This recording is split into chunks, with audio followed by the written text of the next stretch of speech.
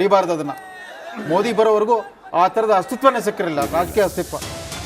So ಹರಿಯಾಣದ ನಂತರ ಮಹಾರಾಷ್ಟ್ರ ಚುನಾವಣೆ ಮೋದಿ ಅವರಿಗೆ ಸ್ವಲ್ಪ ಆತ್ಮಸ್ಥೈರ್ಯವನ್ನು ಹೆಚ್ಚಿಸಿದ right. On that note thank you so much Ravindra Reshme sir, ಇಷ್ಟೊತ್ತವರೆಗೂ ನಮ್ಮ ಚಾನೆಲ್ನ ವೀಕ್ಷಕರಿಗೆ ನಿಮ್ಮ ವಿಶ್ಲೇಷಣೆಯನ್ನು ಕೊಟ್ಟಿದ್ದಕ್ಕೆ. ಇನ್ನು ಮತ್ತೊಮ್ಮೆ ಚನ್ನಪಟ್ಟಣದ ರಿಸಲ್ಟ್ನ ಕಡೆಗೆ, ಹ್ಯಾಟ್ರಿಕ್ ಸೋಲಿನ ಕಡೆಗೆ ನಿಖಿಲ್ ಕುಮಾರಸ್ವಾಮಿ ಅವರು 14ನೇ ಸುತ್ತಿನಲ್ಲೂ ಕೂಡ ಸಿಪಿ ಯೋಗೇಶ್ವರ್ ಅವರ ಮುನ್ನಡೆಯ ಪ್ರಮಾಣ ಹೆಚ್ಚಾಗ್ತಲೇ ಸಾಗ್ತಾ ಇದೆ. 24,000 ಮತಗಳ ಅಂತರ, ಬರೋಬ್ಬರಿ 24,000 ಮತಗಳ ಅಂತರದಲ್ಲಿ ಮುನ್ನಡೆಯನ್ನ ಕಾಯ್ದುಕೊಂಡಿದ್ದಾರೆ ಸಿಪಿ ಯೋಗೇಶ್ವರ್.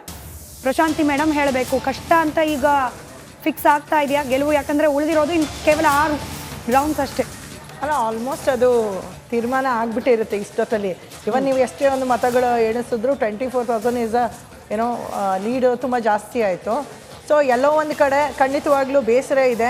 ಅಂದರೆ 3ನೇ ಬಾರಿಯೂ ನಿಖಿಲ್ ಅವರಿಗೆ ಈ ಒಂದು ತೀರ್ಪು ಜನ ಕೊಟ್ಟಿದ್ದಾರಲ್ಲ, ಕಾರಣ ಏನಿರ್ಬೋದು ಆತ್ಮಲೋಕನ ಮಾಡ್ಕೊಬೇಕು ನಾವು ಕೂಡ. ಕೆಲವೊಂದೊಂದು ಇವಾಗ ಸರ್ ಹೇಳ್ತಾ ಇದ್ರು, ಈ ರೀತಿ ಮಗನನ್ನು ಮತ್ತೆ ಇಮ್ಮಿಡಿಯೇಟಾಗಿ, ಈಗ ಮೊನ್ನೆ ಸೋತಿದ್ದಾರೆ ರಾಮನಗರದಲ್ಲಿ, ಮತ್ತೆ ಇಮ್ಮಿಡಿಯೇಟಾಗಿ ನೀವು ಕಳಿಸಿರುವಂಥದ್ದು ಎಷ್ಟರ ಮಟ್ಟಿಗೆ ಸರಿ ಅನ್ನೋದು ನಾವು ಅದ್ರ ಬಗ್ಗೆ ಆತ್ಮಲೋಕನ ಮಾಡ್ಕೊಬೇಕು. ಸೊ ಒಂದು ಯಾವುದೇ ಒಂದು ಚುನಾವಣೆಯಲ್ಲಿ ನಮಗೆ ಗೊತ್ತಿದೆ ಸೋಲು ಗೆಲುವು ಇದ್ದೇ ಇರುತ್ತೆ. ಈಗ 3ನೇ ಬಾರಿ ಅಂದರೆ ನಾವು ಯಾವ ರೀತಿ ವರ್ಕ್ ಮಾಡಬೇಕಾಗುತ್ತೆ ಮುಂದಿನ ದಿನಗಳಲ್ಲಿ. ಚನ್ನಪಟ್ಟಣ ಎಲೆಕ್ಷನ್ ಕನ್ಸಿಡರ್ ಮಾಡಿದಾಗ ನಿಖಿಲ್ ಕುಮಾರಸ್ವಾಮಿ ಅವರು ಎಲೆಕ್ಷನ್ ಅದು ನಿಂತ್ಕೊಳ್ಳೋದಕ್ಕೆ ಅವರಿಗೆ ಇಂಟ್ರೆಸ್ಟ್ ಇರಲಿಲ್ಲ. ಅದು ಕೂಡ ಬಹಳಷ್ಟು ಒಂದು ಮಾಧ್ಯಮಗಳಲ್ಲೂ ಹೇಳಿದ್ದಾರೆ ಇಂಟ್ರೆಸ್ಟ್ ಇಲ್ಲ ಅಂತ. ಬಟ್ ಅನಿವಾರ್ಯತೆ ಬಂದಾಗ ನಿಂತ್ಕೊಂಡಿರುವಂಥದ್ದು. ಬಟ್ ಅಲ್ಲೂ ಕೂಡ ಒಂದು ಹೇಳಬೇಕಾಗಿರೋದು ಪಾಸಿಟಿವ್ ಪಾಯಿಂಟ್ ಅಂದರೆ, ನಿಖಿಲ್ ಕುಮಾರಸ್ವಾಮಿ ಅವರು ಸೋತರೂ ಕೂಡ ಒಂದು ನಾಯಕತ್ವದ ಗುಣ ಉಳ್ಳಂಥವ್ರು ಅವರು. ಅಂದರೆ ಆ ಟೈಮಲ್ಲಿ ಆ ನಿರ್ಧಾರಕ್ಕೆ ಬದ್ಧರಾದ್ರು, ಸರಿ ಅಂತ ಆ ಭೀತಿಯಲ್ಲಿ ಇರಲಿಲ್ಲ. ಯಾವ ಸಂದರ್ಭದಲ್ಲಿ ಇಂಟ್ರೆಸ್ಟ್ ಇದ್ದು ಎಲೆಕ್ಷನ್ ಎದುರಿಸಿದ್ದು? ಅಲ್ಲ, ಅವ್ರಿಗೆ ನೋಡಿ ಮಂಡ್ಯನೋ ರಾಮನಗರನೋ ಅಥವಾ ಯಾವಾಗ ನೋಡಿ ಚನ್ನಪಟ್ಟಣ ಅನಿವಾರ್ಯ, ಇಟ್ ಬೈ ಚಾನ್ಸ್ ಆಗಿದ್ದು. ಮಂಡ್ಯದಲ್ಲೂ ಆರಂಭದಲ್ಲಿ ಅದೇ ಹೇಳಿದ್ದು, ನಾನಲ್ಲ ಜನ ಹೇಳಿದ್ರು ನಿಲ್ಲಿಸಬೇಕು ಅಂತ ಅಂದ್ಬಿಟ್ಟು ಅಂತ. ನೀವು ಹೇಳೋದಕ್ಕೆ ಹೋದ್ರೆ ಒಬ್ಬ ನಾಯಕನನ್ನ ನೀವು ಅನಗತ್ಯವಾಗಿ ಎಲ್ಲೆಲ್ಲಿ ನಿಲ್ಲಿಸಿ ಹಾಳು ಮಾಡ್ತಾ ಇದ್ದೀವಿ. ಇಲ್ಲ ನೋಡಿ, ನಾವು ನಮ್ಮ ಪ್ರಾದೇಶಿಕ ಪಕ್ಷದಲ್ಲಿ ಯಾರು ಹೆಚ್ಚು ಏನೋ ಅವರಿಗೆ ಒಂದು ಯಾರು ಹೆಚ್ಚು ಒಲವು ತೋರಿಸ್ತಾರೆ ಈ ನಾಯಕರಿಗ ಅಂತ ಬರುತ್ತೆ. ಆಮೇಲೆ ನಮ್ಮದು ಚಿಕ್ಕ ಪಕ್ಷ ಆಗಿರೋದ್ರಿಂದ, ಕರ್ನಾಟಕ ರಾಜ್ಯದಲ್ಲಿ ಮಾತ್ರ ಸೀಮಿತವಾಗಿರೋದ್ರಿಂದ ನಮ್ಮಲ್ಲಿ ಹೇಳಿರುವಂತಹ ನಾವು ಕಾರ್ಯಕರ್ತನ ಕಳ್ಕೊಳ್ಳೋಕೆ ಇಷ್ಟಪಡಲ್ಲ. ಭರತ್ ಬೊಮ್ಮಾಯಿ ನೋಡಿ ಅಂತರಗಳು ಜಾಸ್ತಿ ಆಗ್ತಾ ಇದೆ. ಟೆನ್ಷನ್ ನಲ್ಲಿ ಬಿಜೆಪಿ ಅಭ್ಯರ್ಥಿ ಭರತ್ ಬೊಮ್ಮಾಯಿ. ಇಲ್ಲಿ ಅಶೋಕ್ ಒಂದು ಹೇಳಿಕೆ ನೋಡಿ, ನಿಖಿಲ್ ಕುಮಾರಸ್ವಾಮಿ ಅವರಿಗೆ ಅದೃಷ್ಟ ಸರಿ ಇಲ್ವಂತ. ಇವಾಗ ಹೇಳ್ತಿದ್ದಾರಾ? ಅದೃಷ್ಟ ಸರಿ ಇಲ್ಲ. ಒಂದು ಕಡೆ ಹೆಂಗಾಗ್ತಾ ಅಂದ್ರೆ, ಶಿಗ್ಗಾವಿಯಲ್ಲಿ ಈ ಭರತ್ ಬೊಮ್ಮಾಯಿ ಸೋಲನ್ನ ಕಾಣಿದಾಗ ಒಂದು ದೊಡ್ಡ ಚರ್ಚೆಗಳೀಗ ಶುರುವಾಗ್ತಾ ಇದೆ. ಐ ಮೀನ್ ಸಮೀಲ ಕೂಡ ಅದನ್ನೇ ಹೇಳ್ತಾ ಇದ್ರು. ಅಲ್ಲಿ ಪಂಚಮಸಾಲಿ ಲಿಂಗಾಯತರು ಯಾಕೆ ಬಿಜೆಪಿ ವೋಟ್ ಹಾಕಲಿಲ್ಲ? ಪಂಚಮಸಾಲಿ ಲಿಂಗಾಯತರು ಯಾಕೆ ಬಿಜೆಪಿ ವೋಟ್ ಹಾಕಲಿಲ್ಲ? ಚನ್ನಪಟ್ಟಣದಲ್ಲಿ ಬಿಜೆಪಿ ಚನ್ನಪಟ್ಟಣದಲ್ಲಿ ಬಿಜೆಪಿ ಅವರು ನಿಜವಾಗ್ಲೂ ವೋಟ್ ಹಾಕಿದ್ರಾ ಜೆಡಿಎಸ್ಗೆ? ನಂಬರ್ 2, ಆಮೇಲೆ ರಾಮುಲು ಕೆಲಸ ಮಾಡಿದ್ರಾ ಪಾರ್ಟಿ ಪರವಾಗಿ? ಈ 3 ಪ್ರಶ್ನೆಗಳಿರುತ್ತೆ.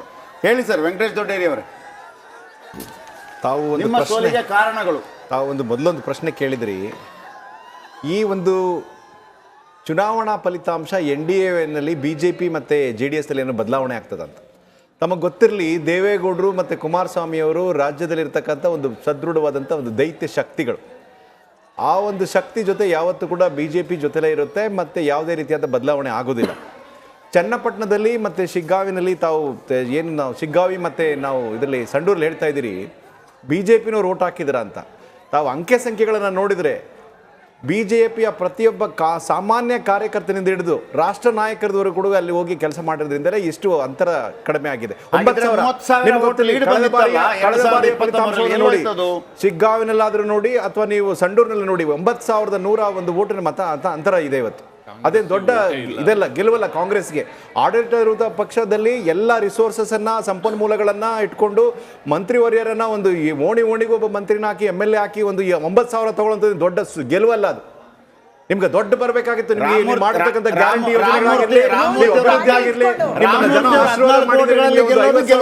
ತೆಗಿರ್ಬೇಕಾಗಿತ್ತು. ಡಿಫರೆನ್ಸ್ ಎಲ್ಲ ನಿಮಗೆ ನಿಮ್ಮ ಆಡಳಿತ ಪಕ್ಷ ಇಟ್ಕೊಂಡು 9,000 ಇಟ್ಕೊಂಡು 9,000ದಲ್ಲಿ ದೊಡ್ಡ ಗೆಲುವಲ್ಲ ಅದು. ಕಳೆದ ಬಾರಿ 64,000 ಬಹುಶಃ 64,000 ಇವಾಗ ಅದಕ್ಕಿಂತ ಜಾಸ್ತಿ ನಮ್ಮ ಬಂದ್ಬಿಟ್ಟಿದೆ ಓಟ್ಗಳು. ಸಮೀವುಲ್ಲಾ ಸರ್ ಹೇಳ್ತಾ ಇದ್ರು, ಸಮೀವುಲ್ಲಾ ಸರ್ ಕೇಳ್ತಿದ್ರು, ಚನ್ನಪಟ್ಟಣದಲ್ಲಿ ವೋಟ್ ಹಾಕಿದ್ರ ಅಂತ. ವೋಟ್ ಹಾಕಿದ್ರಿಂದಲೇ ಬಂದಿದೆ, ಇಷ್ಟು ವೋಟ್ ಬಂದಿದೆ. ಬಿಜೆಪಿ ಹಾಕಿದ್ದಾರೆ, ನಿಮ್ಮ ಮಾಧ್ಯಮದ ಮೂಲಕ ನಾನು ಹೇಳಿಕೆ ಬಯಸ್ತೇನೆ. ಮಂಡ್ಯ ಚುನಾವಣೆ ಆಯ್ತಲ್ಲ, JDS ಅವರು ಓಟ್ ಹಾಕಿದ್ರು, ಕಾಂಗ್ರೆಸ್ ಅವರು ಓಟ್ ಹಾಕಲಿಲ್ಲ. ನಮ್ಮ ಕಾಂಗ್ರೆಸ್ ರಾಜ್ಯಾಧ್ಯಕ್ಷರು ಇಡೀ ರಾಜ್ಯದಲ್ಲಿ ತಿರುಗಿ ಮೂರು ಕಾನ್ಸ್ಟಿಟ್ಯೂನ್ಸಿಯಲ್ಲಿ ಬಲವಾಗಿ ಒಂದು ಪ್ರಚಾರವನ್ನು ಮಾಡಿ ಇಷ್ಟು ಓಟನ್ನ ತಂದು ಕೊಟ್ಟಿದ್ದಾರೆ. ಹಾಗೆ ರಾಷ್ಟ್ರೀಯ ನಾಯಕರು ಬಂದಿದ್ದಾರೆ, ರಾಜ್ಯ ನಾಯಕರು ಬಂದಿದ್ದಾರೆ, ಪ್ರತಿಯೊಬ್ಬ ಬಿಜೆಪಿ ನಾಯಕರು ಕೂಡ ಇವತ್ತು ಓಟ್ ಹಾಕ್ಲಿಕ್ಕೆ ಕಾರಣೀಭೂತರಾಗಿದ್ದಾರೆ. ಕಾಂಗ್ರೆಸ್ ಗೆಲುವೇ ಅಲ್ಲ ಅಂತ ನಾನು ಗೆಲುವೇ ಅಲ್ಲ, ನಿಮಗೆ ಸೋಲು ಅಂತ ಹೇಳ್ತೀನಿ ನಾನು. ಕಾರಣ ಏನಂತಂದ್ರೆ ನೀವು ಅಷ್ಟು ಹಣವನ್ನು ಮಾಡಿ 189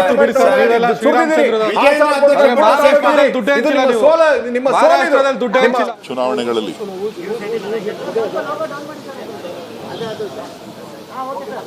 ಕಾಂಗ್ರೆಸ್ ಪಕ್ಷದ ಅಭ್ಯರ್ಥಿಗಳ ವಿರೋಧ ಪಕ್ಷಗಳ ಒಂದು ಗ್ಯಾರಂಟಿಗಳ ವಿರುದ್ಧ ಏನು ಪ್ರಹಾರ ಮಾಡ್ತಾ ಇದ್ರು, ನಮ್ಮ ಮುಖ್ಯಮಂತ್ರಿಗಳ ವಿರುದ್ಧ ಏನು ಆರೋಪಗಳನ್ನು ಮಾಡ್ತಾ ಇದ್ರು, ಅದಕ್ಕೆ ಕರ್ನಾಟಕದ 3 ಭಾಗದಿಂದ, ಉತ್ತರ ಕರ್ನಾಟಕ, ಕಲ್ಯಾಣ ಕರ್ನಾಟಕ ಮತ್ತು ಹಳೆ ಮೈಸೂರು ಭಾಗ, ಈ 3 ಭಾಗಗಳಿಂದ ರಾಜ್ಯದ ಜನ ಸ್ಪಷ್ಟವಾದಂಥ ಸಂದೇಶವನ್ನು ಕಾಂಗ್ರೆಸ್ ಪಕ್ಷಕ್ಕೆ ಕೊಡೋದ್ರ ಮುಖಾಂತರ, ಗೆಲುವನ್ನು ಕೊಡೋದ್ರ ಮುಖಾಂತರ ವಿರೋಧ ಪಕ್ಷಗಳಿಗೆ ನಿಮ್ಮ ಮಾಡ್ತಾ ಇರ್ತಕ್ಕಂಥ ಆರೋಪಗಳಾಗಲಿ, ನೀವು ಈ ರೀತಿಯಾಗಿ ಸರ್ಕಾರದ ವಿರುದ್ಧ ಏನು ಇಲ್ಲ ಸಲ್ಲದ ಕಾರಣಗಳನ್ನು ಒಡ್ತಾ ಅಭಿವೃದ್ಧಿಗೆ ತಡೆಯನ್ನು ಒಡ್ತಾ ಇದ್ದೀರಿ, ಇದು ಸರಿ ಇಲ್ಲ ಅಂಥೇಳಿ ಜನರು ಇವತ್ತು ತೀರ್ಮಾನವನ್ನು ಕೊಟ್ಟಿದ್ದಾರೆ. ಅದರಲ್ಲೂ ವಿಶೇಷವಾಗಿ NDA ಮತ್ತು ಚನ್ನಪಟ್ಟಣದ ಮತದಾರರು ಇವತ್ತು ಸ್ಪಷ್ಟವಾದಂಥ ಸಂದೇಶವನ್ನು ಒಂದು ಕಡೆ NDA ಪಾರ್ಟ್ನರ್ JDSಗೂ ಕೊಟ್ಟಿದ್ದಾರೆ, ಇನ್ನೊಂದು ಕಡೆ ಭಾರತೀಯ ಜನತಾ ಪಕ್ಷಕ್ಕೂ ಕೊಟ್ಟಿದ್ದಾರೆ. ಬಸವರಾಜ ಬೊಮ್ಮಾಯಿ ಅವರ ಪುತ್ರ, ಮತ್ತೊಂದು ಕಡೆ ಕೇಂದ್ರ ಸಚಿವರಾದಂಥ ಕುಮಾರಸ್ವಾಮಿ ಅವರ ಪುತ್ರ, ಇವರಿಬ್ಬರಿಗೂ ಕೂಡ ಸ್ಪಷ್ಟವಾದಂಥ ತೀರ್ಮಾನವನ್ನು 2 ಕ್ಷೇತ್ರಗಳಲ್ಲಿ ಕೊಡೋದ್ರ ಮುಖಾಂತರ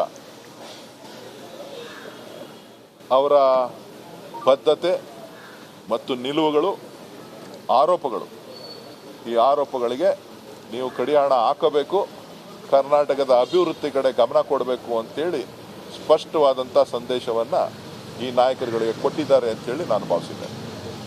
ಸರ್, ಇದೊಂದು ಮೆಸೇಜ್ಗಿಂತಲೂ ಅವ್ರು ಮಾಡಿದಂಥ ಅಲಿಗೇಷನ್ಸ್ಗೆ ಉತ್ತರ ಅಂತ ಅನ್ಸುತ್ತಾ?